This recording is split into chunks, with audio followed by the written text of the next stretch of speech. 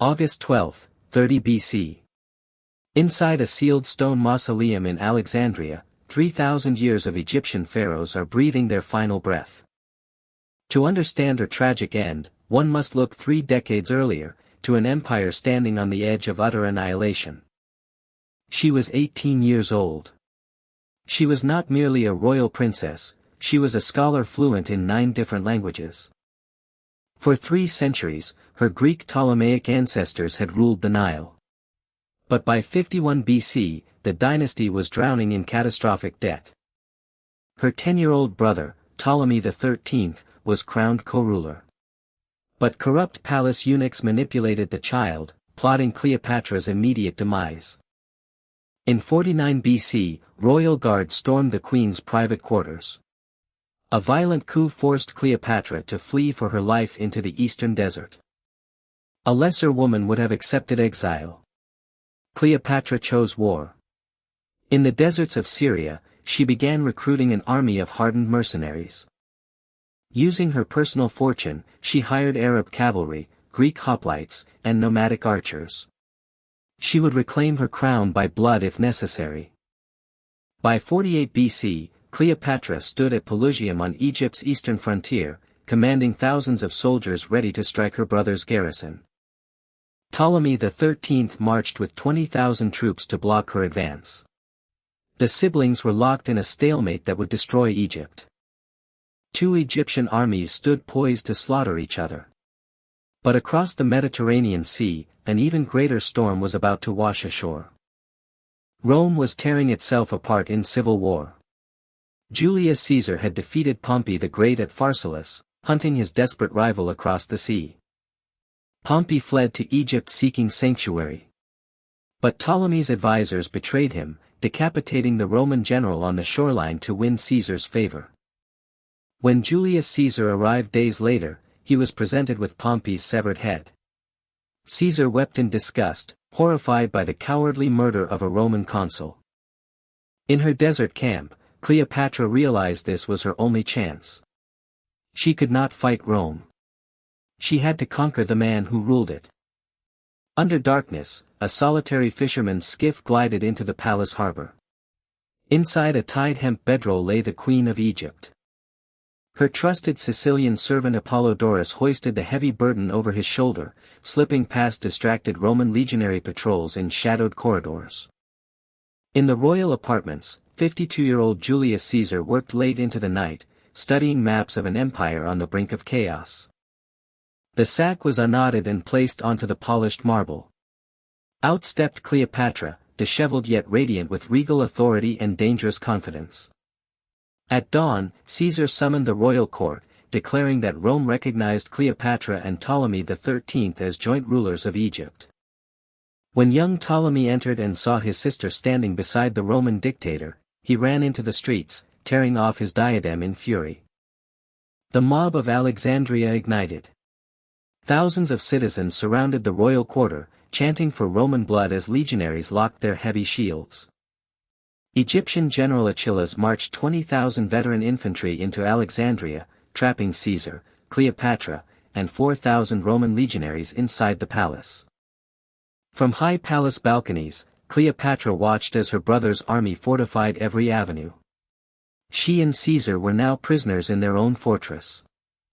To prevent the Egyptian fleet from cutting off Roman naval reinforcements, Caesar ordered his men to set fire to 72 warships in the harbor. The harbor became a wall of fire. Flaming embers drifted onto coastal warehouses, accidentally consuming thousands of precious scrolls near the Great Library.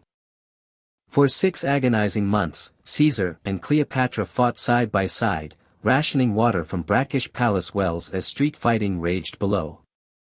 In early 47 BC, allied Roman reinforcements finally crossed the Sinai. The stage was set for the decisive Battle of the Nile. In March 47 BC, Caesar's veteran legions joined forces with allied reinforcements, cornering the Egyptian royal army along the Nile. The battle was ferocious. Roman discipline shattered the Egyptian phalanx, storming the fortified camp upon the steep river heights.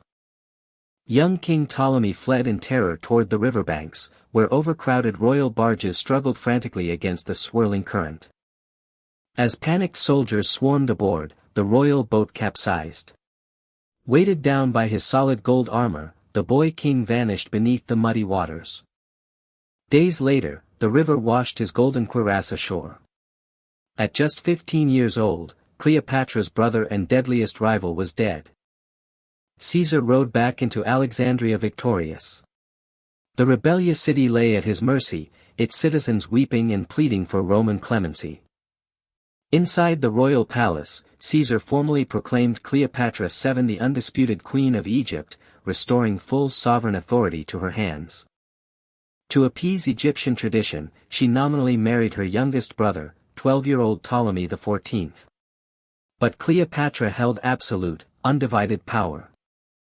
With peace restored, Cleopatra invited Caesar on a monumental journey up the Nile aboard her colossal two-story royal barge, the Thalamigos. Over 300 feet long, adorned with cedarwood, ivory, and golden dining pavilions, the vessel was a floating palace of unimaginable luxury. For 2 months, the Roman conqueror and the Egyptian queen sailed past ancient monuments, from the colossi of Memnon to the temples of Luxor. Cleopatra was showing Caesar the timeless soul of Egypt. She was not a conquered vassal, she was the living embodiment of the goddess Isis. During this journey, Cleopatra conceived a child. In June 47 BC, she gave birth to a son named Ptolemy Caesar, known to history as Caesar Ion. He was Julius Caesar's only biological son. Through this boy, Cleopatra envisioned a united dynasty that would rule both Rome and the East. Duty tore Caesar away. Leaving 3 Roman legions to secure Cleopatra's throne, he marched off to crush rebellions across Asia Minor and Africa. In 46 BC, Cleopatra arrived in Rome.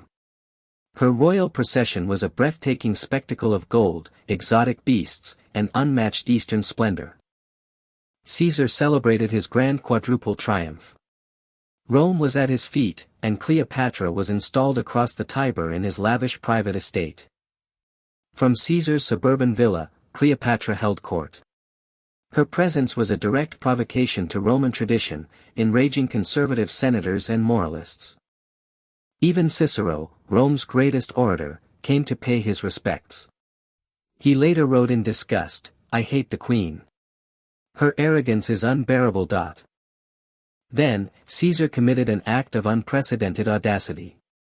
In his newly built forum, he dedicated the sacred temple of Venus Genetrix. Inside the inner sanctuary, directly beside the goddess of love, Caesar placed a life-sized statue of Cleopatra, cast in solid shimmering gold. In February 44 BC, the Senate named Caesar dictator in perpetuity. He wore the royal purple, sat upon a golden throne, and behaved like a king. Whispers gripped the city. Caesar planned to abandon Rome, move the capital to Alexandria, marry Cleopatra, and crown their son king of the world. Over 60 senators banded together under Marcus Brutus and Gaius Cassius. To save the republic from Eastern kingship, Caesar had to die. March 15, 44 BC. The Ides of March. Ignoring warnings and bad omens, Julius Caesar entered the Senate chamber at the theater of Pompey. Within seconds, 60 conspirators drew concealed daggers. Surrounded and overwhelmed, Caesar fought back until he saw Brutus among his killers. Pulling his purple toga over his face to preserve his dignity, the master of the Roman world collapsed at the base of Pompey's statue. He was dead. Inside her villa, Cleopatra received the catastrophic news. Rome had descended into violent riots, and Caesar Ion was now a target for assassination. She did not hesitate. Gathering her court, state scrolls, and royal treasury, Cleopatra organized an immediate covert evacuation under the cover of darkness. As her flagship cleared the Italian coast, Cleopatra looked back at the burning horizon of Rome. Her protector was gone. She was now entirely on her own. Cleopatra returned to Alexandria to find her kingdom on the precipice of ruin. The Mediterranean was descending into total war. For 2 consecutive years, the sacred Nile failed to flood. Blistering heat withered the crops, threatening Egypt with catastrophic famine. That same year, her nominal co-ruler, 14-year-old Ptolemy XIV, suddenly died. Historical sources strongly suspect Cleopatra poisoned him. With her brother gone, Cleopatra elevated her 3-year-old son to the throne as Ptolemy XV Caesar Ion, her sole legitimate co-ruler. On the massive walls of the Temple of Dendera, she had colossal reliefs carved, depicting herself as the goddess Isis and Caesar Ion as the living god Horus. Meanwhile, Rome was tearing itself apart. The Roman Republic fractured into bloody civil war between Caesar's assassins and his vengeful loyalists. Caesar's fiercest general, Mark Antony, forged a ruthless alliance with Caesar's adopted heir, young Octavian, forming the Second Triumvirate. Both factions demanded Egypt's fleets and gold. Cleopatra played a dangerous diplomatic game, stalling her answers until the true victor emerged. In 42 BC, at the Battle of Philippi in Greece, Antony and Octavian annihilated the assassin armies. Brutus and Cassius both committed suicide.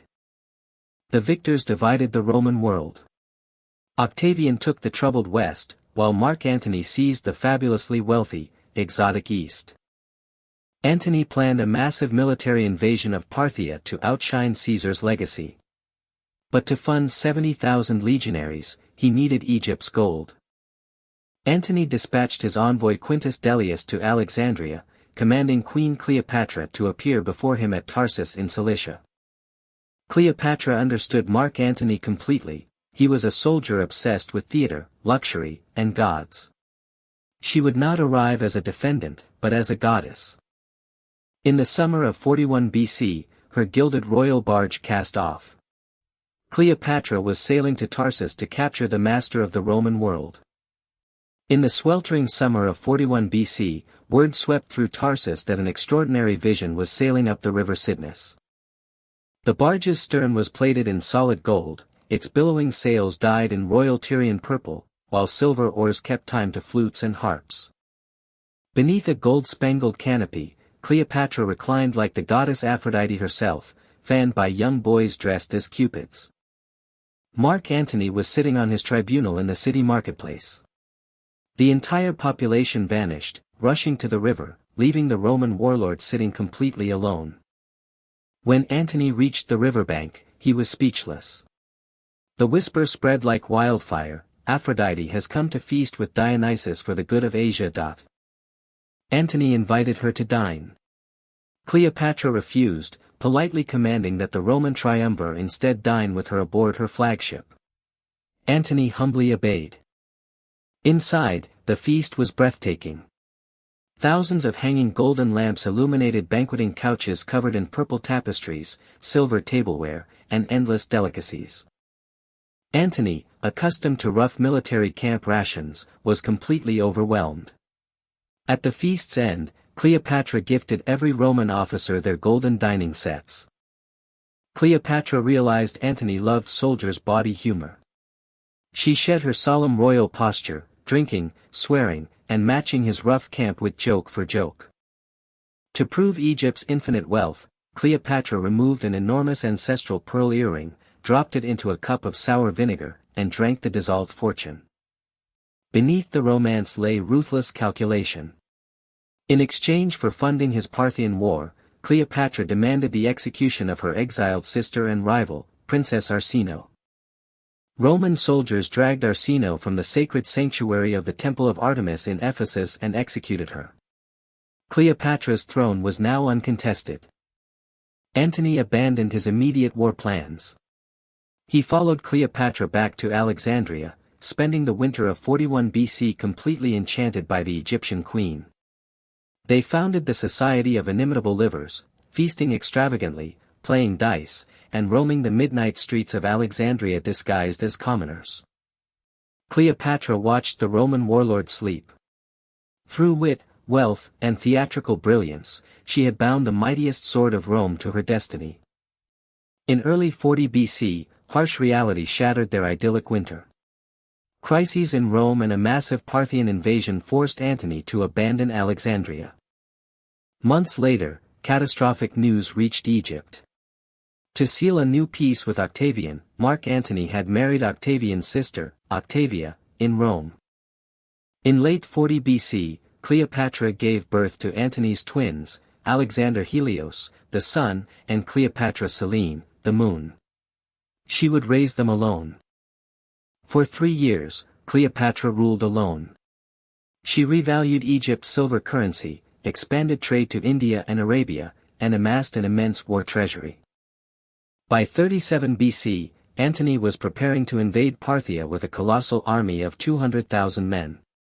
But Rome's treasury was completely bankrupt. Antony sent for the only person who could save him.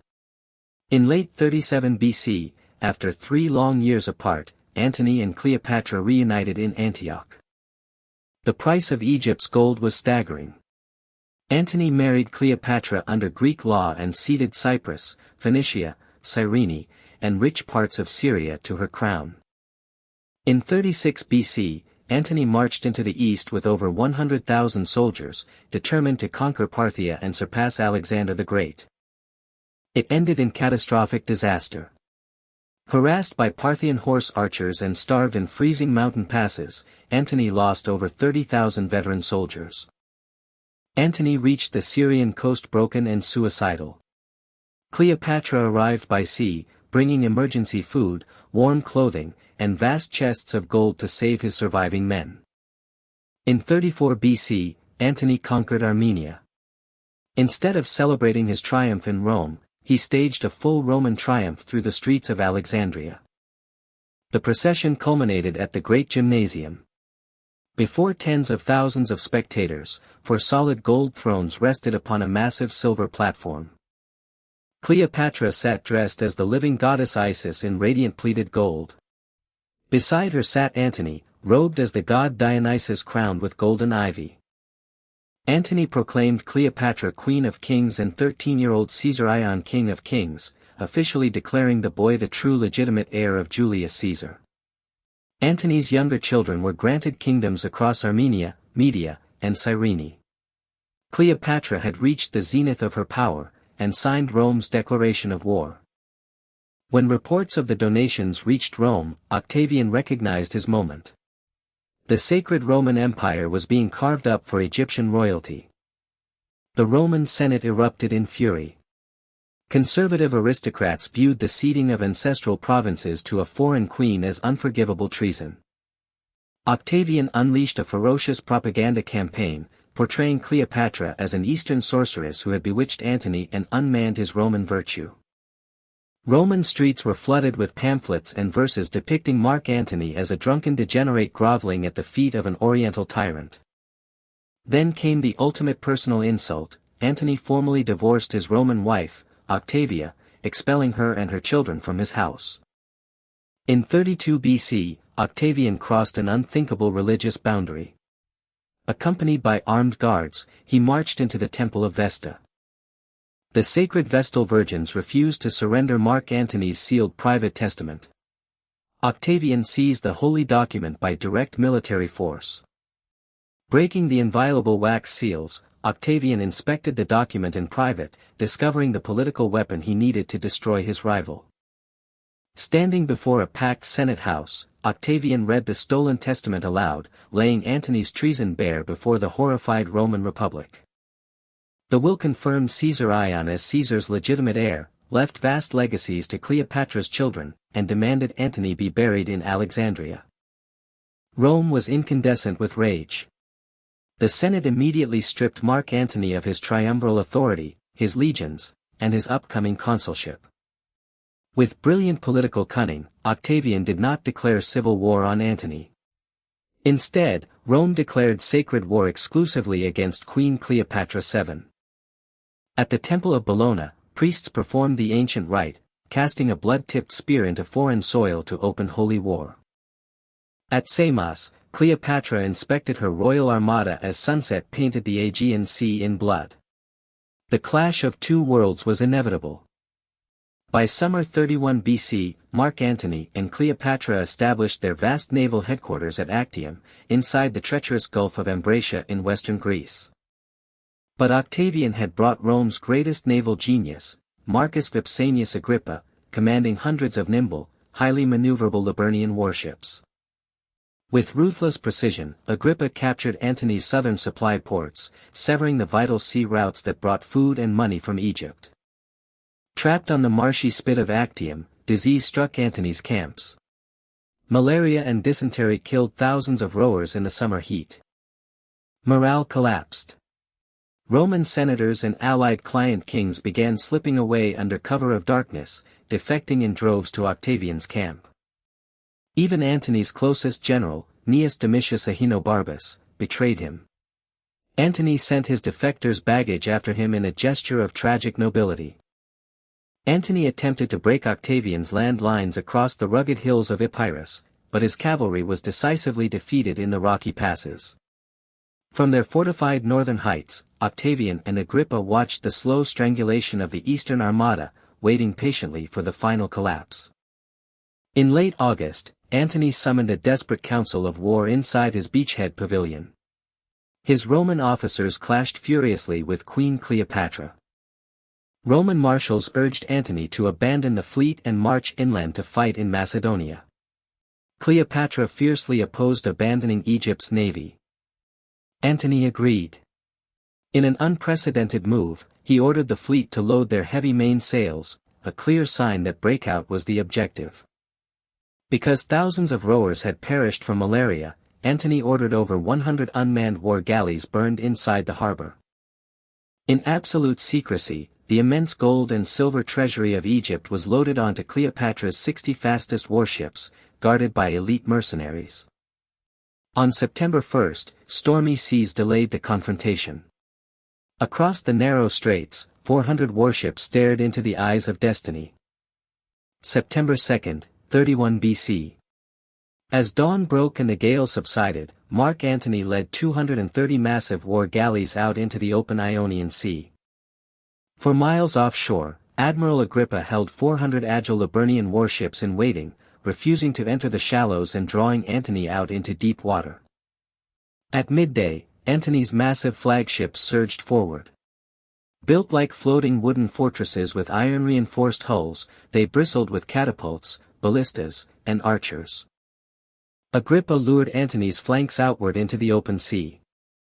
As Antony's line stretched thin to avoid encirclement, a fatal gap opened in the center. Agrippa's fast warships struck like a pack of wolves.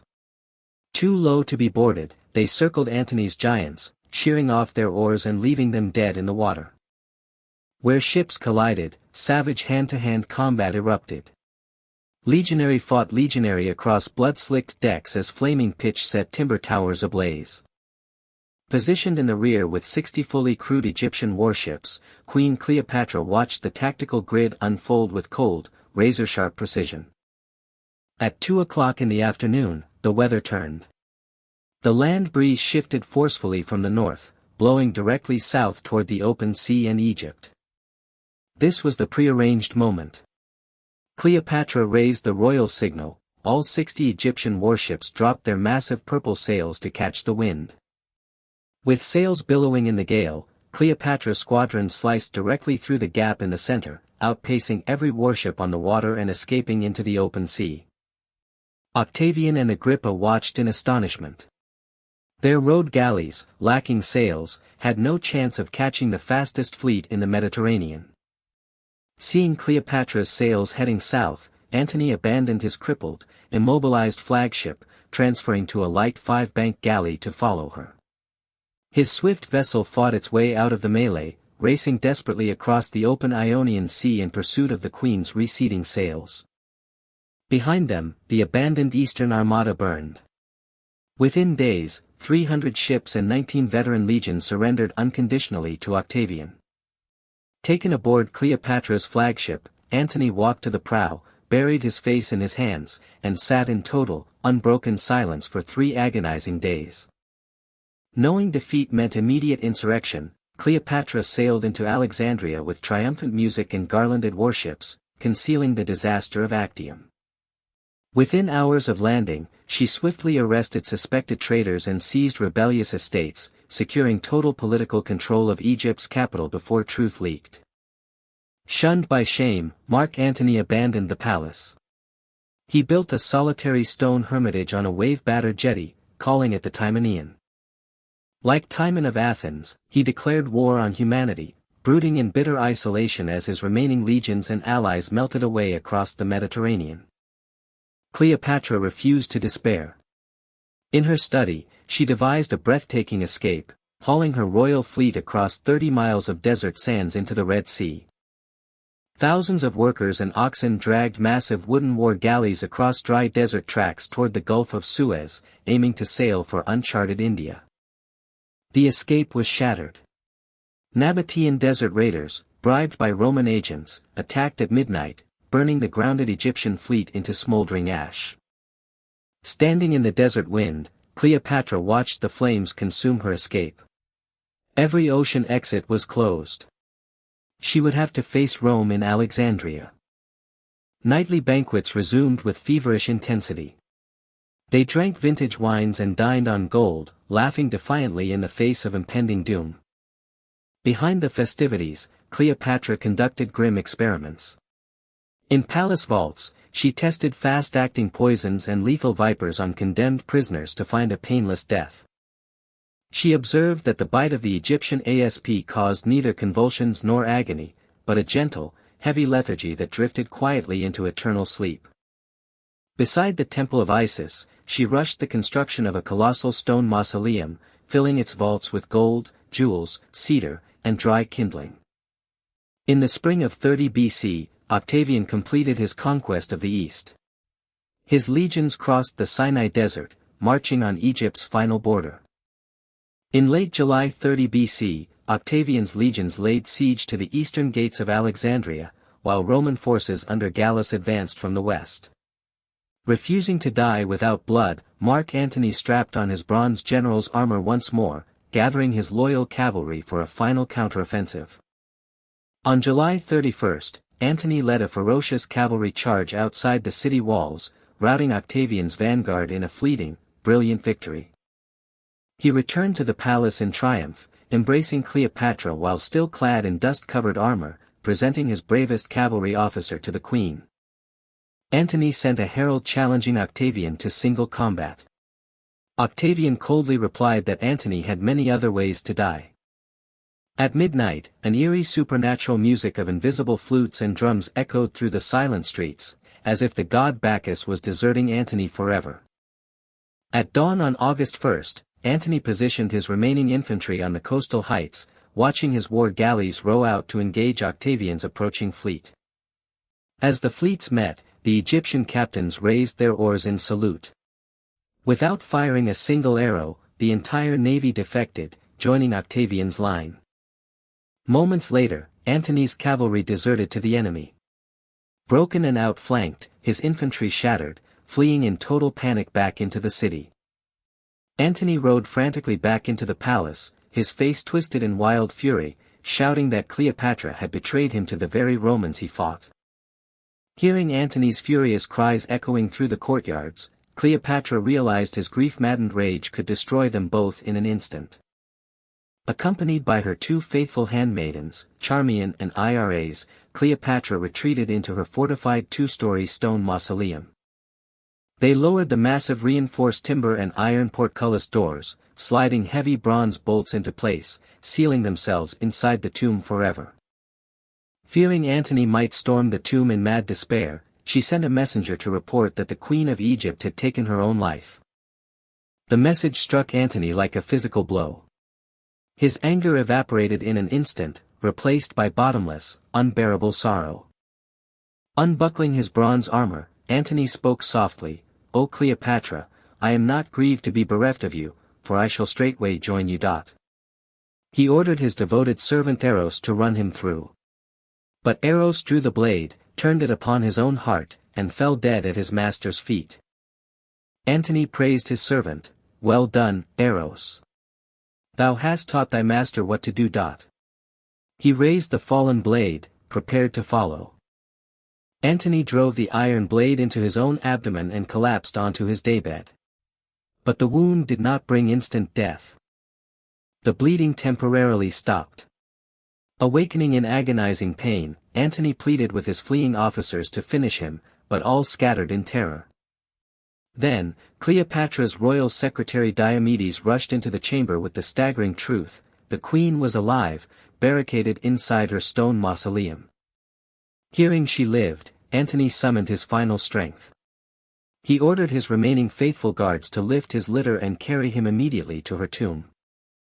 Through silent, deserted palace courtyards, for loyal soldiers bore the dying general across the stone avenues toward the colossal mausoleum. They arrived beneath her tomb. Fearing capture by Roman scouts, Cleopatra refused to open the locked lower gates, appearing instead at the high second-story window. Cleopatra and her two handmaidens, Charmian and Iras, uncoiled heavy hemp ropes and lowered them down the sheer granite wall to the soldiers below. With agonized exertion, the three women hauled the heavy Roman general up the 40-foot wall, Cleopatra straining until her hands bled. They pulled him through the window into the chamber. Cleopatra caught him in her arms, weeping uncontrollably as she held him against her chest. Laying him upon her golden royal bed, Cleopatra tore her robes, beat her breast in ancient mourning, and called him her lord, husband, and emperor. Antony calmed her frenzy, asking for a cup of wine. He urged her to remember him not in his defeat, but as the most illustrious of Romans.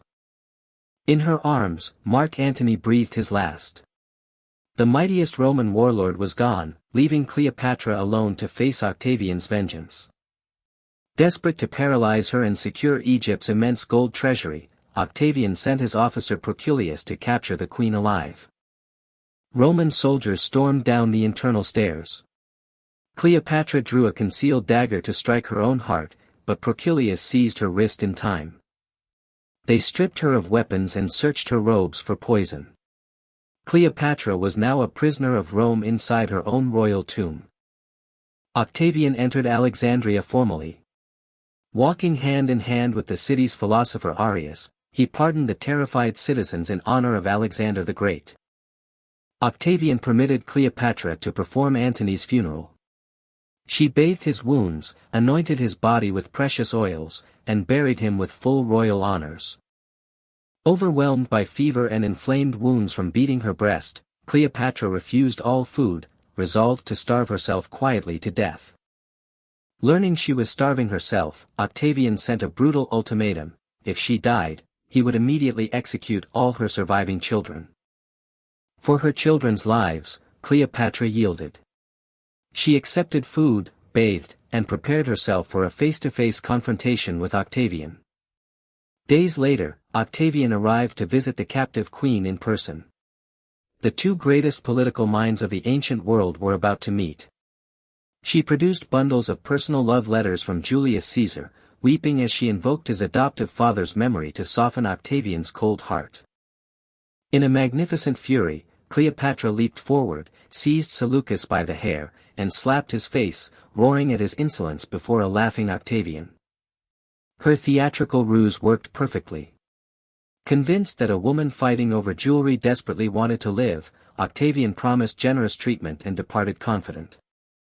That evening, an infatuated young Roman officer, Cornelius Dolabella, secretly warned her: in 3 days, Octavian would ship her and her children to Rome for his triumph. August 10, 30 BC. Cleopatra made her final pilgrimage to Antony's tomb, bathing his stone sarcophagus in tears, flowers, and sacred libations. Returning to her chamber, she bathed in perfumed water. She was not preparing for defeat, she was preparing for her divine ascension into eternity. A simple peasant approached the heavily guarded entrance of the tomb, carrying a rustic woven wicker basket covered in fresh green fig leaves. The Roman guards challenged him. The peasant smiled, lifting the leaves to reveal plump, luscious figs. Admiring their size, the soldiers let him pass. Inside her chamber, Cleopatra received the basket. She exchanged a silent, knowing look with her countrymen, who bowed low and departed.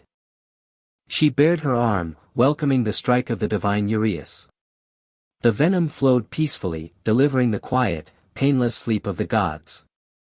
On August 12, 30 BC, 3,000 years of Egyptian pharaohs ended forever. Rome conquered the land, but Cleopatra conquered eternity.